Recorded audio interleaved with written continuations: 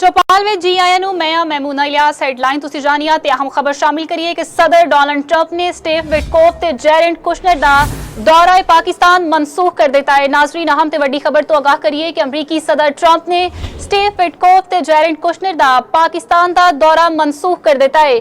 अमरीकी टीम हुण ईरान नाल मुज़ाकरात लई पाकिस्तान नहीं जावेगी, यह कहना है सदर डोनाल्ड ट्रंप दा। फॉक्स न्यूज़ दा दावा सामने आया है कि ईरानी जदों चाहणगे सानू बराह रास्त कॉल कर सकते हैं, यह कहना सी सदर डोनाल्ड ट्रंप दा। अमरीकी सदर ट्रंप ने स्टीव विटकोफ ते जेरेड कुशनर दा दौरा पाकिस्तान मनसूख कर दिता है। सदर डोनाल्ड ट्रंप का आखना है कि अमरीकी टीम हुण ईरान नाल मुज़ाकरात लई पाकिस्तान नहीं जावेगी। नाजरीन अहम ते वड्डी खबर तो आगाह करिए कि ईरानी जदों चाहणगे सानू बराह रास्त कॉल कर सकते हैं, यह कहना है सदर डोनाल्ड ट्रंप का।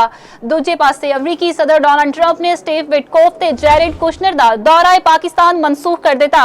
उन्होंने मजीद कहना सी कि अमरीकी टीम हुण ईरान नाल मुज़ाकरात लई पाकिस्तान नहीं जावेगी।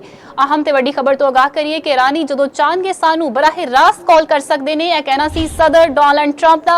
अमरीकी सदर डोनाल्ड ट्रंप ने स्टीव विटकोफ ते जेरेड कुशनर दा दौरा पाकिस्तान मनसूख कर दिता है। फॉक्स न्यूज़ का दावा सामने आया है अमरीकी टीम हुण ईरान नाल मुज़ाकरात लई पाकिस्तान नहीं जावेगी, यह कहना सी सदर डोनाल्ड ट्रंप का। ईरानी जदों चाहण सानू बराह रास्त कॉल कर सकते हैं, सदर डोनाल्ड ट्रंप का यह कहना सी।